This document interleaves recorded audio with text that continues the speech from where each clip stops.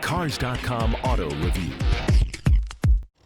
Hi, I'm Kelsey Mays for Cars.com.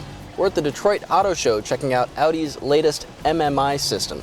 MMI stands for Multimedia Interface, and it comprises this knob here, which is used to control the car's navigation and entertainment functions, not unlike BMW's iDrive and Mercedes command systems do in their cars. MMI is set to roll out in the 2011 A8, the latest version of it anyway, and Audi will probably roll it out in other cars thereafter. We're going to take you through how it works. Like before, MMI includes 4 buttons here that correspond to inputs on the menu. The radio and media buttons have kind of been moved over here to the right, arranged a little more logically, but the big news is this new thumb pad. It sits to the left of the main knob. The thumb pad uses black panel technology, and so most of the time it shows just your 6 radio station presets, but it can also revert to a completely blank panel, and you can do things like write your destinations in for the navigation system. It's pretty easy to use if you've ever used a stylus for your PDA, for example. It picked up most of my letters, though it didn't get all of them all the time. Still easier to use than the knob inputting letters manually, which you can still do if you want to do that. Almost as easy as actually having a touch screen and throwing them on yourself. Unfortunately, this doesn't appear to be able to do that.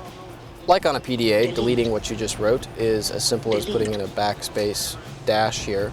Not as easy to put in a forward space, because when you do that it thinks that you're actually putting in a dash, so you have to go to a separate screen to do that. The pad doubles as a map scroller if you want to look around where you are. It used to be a little joystick atop this MMI knob. This is far easier than that.